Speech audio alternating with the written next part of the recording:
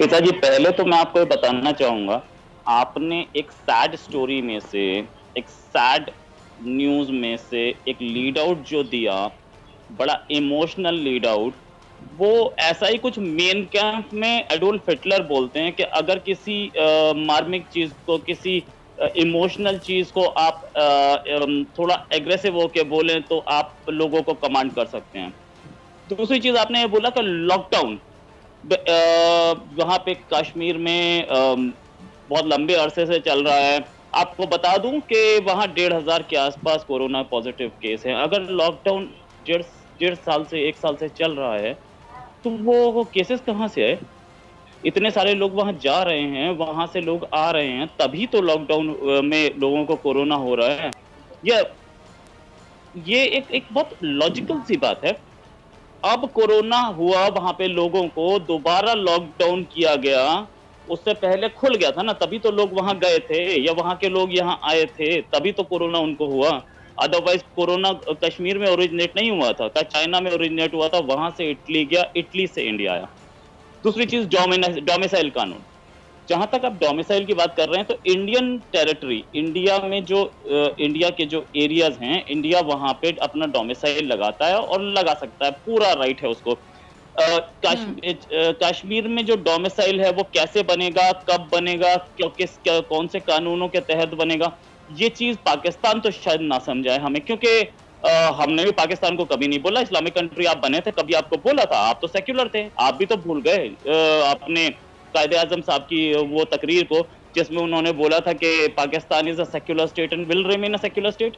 तो इंडिया में क्या कानून होगा या पाकिस्तान हमें ना बताए। इंडिया का डोमिसाइल कानून चल रहा है, वो लॉ बन रहा है, और सारे कश्मीरीज को पूरी की पूरी आजादी है इंडिया में।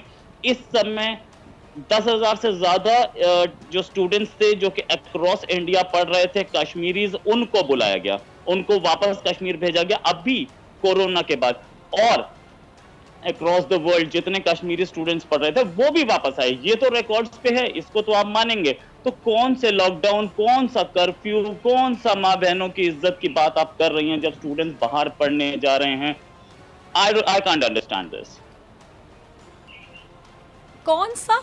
अच्छा जी रोहित, आपका मैंने जवाब सुना। मैं किसी मेहमान को इंटरप्ट नहीं करना चाहती, मैं तमाम मेहमानों का जवाब इसी तरह सुनूंगी ताकि नाजरीन सबका जवाब सुन सके। ब्रिगेडियर हारिस नवाज साहब, मैं आपकी तरफ आती हूँ। मेरे ख्याल से मुझे सवाल पूछने की जरूरत नहीं है, रोहित की बातों का आप जवाब देना चाहेंगे। वो कह रहे कौन सा लॉकडाउन, कौन सा कर्फ्यू, आप जरा समझाएं। इनसे पूछें कि कश्मीर में लॉकडाउन सिर्फ कश्मीरियों के लिए है, आपके हिंदुओं के लिए, आपकी पुलिस के लिए, आपके आर्मी के ट्रुप्स के लिए कोई लॉकडाउन नहीं है। फिर उसके बाद शिमला की आप बात करते हैं, आप कहते हैं हमारा दो तरफा बायलैटरल इशू है, उसमें भी ये इशू है। तो आपने कैसे वहाँ जाके अपना कानून लागू कर दिया है, वहाँ का झंडा उतार दिया, आपने वहाँ के कश्मीर को अलहदा कर दिया, ज़बरदस्ती गासिब कर लिया। आप लोग ये इंटेंशनली इशू करते हैं। मेरे ख्याल में ये हमें सबको समझना चाहिए, जो इस वक्त इंसानियत के ख़िलाफ़ लड़ाई कर रहे हैं, कि इस वक्त तमाम लड़ाइयाँ बंद कर दें, तस्वीरें बंद कर दें, कोरोना के खिलाफ लड़ें। आपने कोरोना भी मुसलमानों को निकाले कि इन्होंने मुसलमानों ने कोरोना फैलाया। फॉर गॉड सेक, आप किस दुनिया में रह रहे हैं? कुछ ये सोच समझ के बात करें। इसके बाद मेरे ख्याल में खुद समझ आ जाएगी मुसलमानों ने कैसे फैलाया है इतनी मुसलमानों से नफरत। ठीक है, कमर आगा साहब, आप भारत में रहते हैं और आप मुस्लिम भी हैं। भारत में तो मुसलमानों के साथ हो रहा है कमर आगा साहब, आप उसकी हिमायत करते हैं, मुखालिफत करते हैं, आप भी रोहित की तरह कहेंगे कि कहाँ हो रहा है और मुझे दिखाएं कहाँ हो रहा है? शुरू में जब आपने बात करनी शुरू की तो मैं समझा शायद आप बात कर रही हैं बलूचिस्तान या खैबर पख्तूनख्वा की, जिसकी कि वहाँ की जो रिपोर्ट आती है वो इसी तरह की है जिस तरह की आप कश्मीर के बारे में बात कर रही थी। मेरा दिमाग उधर ही गया, मैंने कहा कि ये तो बहुत ही लिबरल और बहुत ही चैनल है जो इस तरह की बातें कर रहा है, वो भी पाकिस्तान के अंदर। देखिए, जहाँ तक आपने मुझसे पूछा सवाल कि मैं मुस्लिम हूँ, भारत में रहता हूँ, मुझे बहुत फ़ख्र है कि मैं मुसलमान हूँ, और मुझे इस बात पे भी बहुत फ़ख्र है कि मैं भारत के अंदर रहता हूँ। और हम ही नहीं बल्कि यहाँ पे तकरीबन 12-13 करोड़ मुसलमान रहते हैं। शायद पाकिस्तान से भी करीब नंबर होगा, उससे ज़्यादा ही होगा, बल्कि ये पुरानी मैं नंबर बता रहा हूँ, फिगर्स बता रहा हूँ, अब तो उससे भी ज़्यादा हो गया है। और हम लोग के पास बिजनेस है, हम लोग को हर किस्म की आज़ादी है, बड़ी बड़ी यूनिवर्सिटीज़ हम लोगों ने खोल रखी है, बहुत बड़ी बड़ी फैक्ट्रियां मुसलमान चला रहे हैं, सिप्ला और विप्रो और जैसी बड़ी कंपनीज, उसके अलावा पता नहीं कितनी वो कार्ड और जिनका शुमार ग्लोबल बड़ी कंपनीज में होता है, मुसलमानों की उसके ओनरशिप है। मुसलमानों की हालात यहाँ पे पहले बहुत ख़राब थे, तो हिंदुओं के भी ख़राब थे। आज़ादी के बाद जब इंडिया में पैसा आया, मुसलमानों के भी हालात बेहतर हुए। आप बोलने देंगे हमें? और फिर उसके बाद ये कि जहाँ तक है हिंदुस्तान के अंदर गुर्बत भी है, मुसलमानों में भी गुर्बत है, तो हिंदुओं का भी एक बहुत बड़ा सेक्शन गरीब है। कमर साहब सॉरी मैं आपकी बात को काट रही हूँ, ये जो इतने एहतजाज करे लोग भारत में, वो मुसलमान है या हिंदू हैं? कौन एहतजाज कर रहा है, किन चीजों पे यहाँ पे उनके साथ क्या वो अकेले मुसलमान थे? नहीं, एक सेकंड मुझे बात करने दीजिए, एक सेकंड। जो एहतजाज कर रहे थे वो अकेले मुसलमान नहीं थे। अब मैं क्या बोलूं, अब कौन एहतजाज? हिंदुओं की। एक मिनट फिजा बात करने दो, अगर बुलाया है तो। उनके साथ एक बड़ी तादाद की उनके साथ एक बड़ी तादाद की नॉन मुस्लिम्स की, और उनके साथ सब शाना बशाना लड़ाई लड़ रहे थे। हमारी यहाँ डेमोक्रेसी है, रूल ऑफ लॉ है, कॉन्स्टिट्यूशन है, उसके खिलाफ कोई नहीं जा सकता। सुप्रीम कोर्ट है, हाई कोर्ट है और दूसरे अदालतियां हैं जहाँ के ऊपर ये व्हाट आर यू टॉकिंग? जी कमर आगा साहब, कमर आगा साहब आप अपनी बात कंप्लीट कीजिए। और मेहमान अगर कुछ बोलेगा तो मैं उसके लिए रिस्पांसिबल। फैजा एक सेकंड, मैं आपकी बात सुन रही हूँ, आप कंटिन्यू कीजिए, मैं आपको इंटरप्ट नहीं कर रही।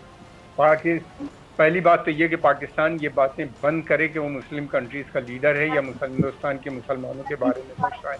हमें कोई ज़रूरत नहीं है आपकी मदद की, हमें कोई ज़रूरत नहीं है आपसे किसी किस्म की मदद की। हम लोग यहाँ पे हैं, हमारी जो कुछ है परेशानियाँ हम खुद लड़ना जानते हैं, लड़ते हैं, मिलते हैं, और हम लोग अकेले नहीं लड़ते, हमारे साथ और दूसरी। यानी आप ये मानते हैं कि परेशानियाँ हैं? कि बिल्कुल होती है, किस मुल्क में नहीं है परेशानियाँ, किस मुल्क में नहीं है परेशानियाँ? इकोनॉमिक क्राइसिस है, हमारे यहाँ हम पे भी है, राइड भी होते हैं, झगड़े भी होते हैं, और फिर उसके बाद अदालत में भी जाते हैं, और उसके बाद हमको वहाँ से निजात भी मिलती है, छूट भी मिलती है। ठीक है जी कमर साहब, आपका पॉइंट आगे, मैंने आपको इंटरप्ट नहीं किया। ठीक है मलिहा, कमर साहब की आपने गुफ्तगू सुनी। क्योंकि पाकिस्तान ने पिछले 1.25 साल में माशाल्लाह जितना इम्प्रूव किया है अपना ग्लोबल लेवल पर इंटरनेशनल इमेज। ये जो मैडम बोल रही थी, ये जानती नहीं शायद कि ये जवाब किसको दे रही थी, कमर आगा साहब को दे रही थी। अगर मैं कमर आगा साहब का 1/10 भी बन जाऊँ ना, तो मैं अपने आप को ज़िंदगी में सक्सेसफुल समझूंगा। जितनी मेरी एज नहीं है ना, उतना उनका एक्सपीरियंस है, और जो हाइट्स उन्होंने टच की हैं इंडिया में जर्नलिज्म में, वो रेयरली कोई टच कर पाता है। जहाँ तक बात ये है कि इंडिया में उन्होंने बोला कि इंडिया टेररिज्म फैला रहा है, और इंडिया को अमेरिका, वो माइक पॉम्पेओ का नाम लिया। ये प्रेसिडेंट, अमेरिकन प्रेसिडेंट का एक स्टेटमेंट भूल गई क्या, कि जब हाइड्रोक्सीक्लोरोक्विन इंडिया ने भेजी तो उन्होंने क्या बोला था, this help will not be forgotten.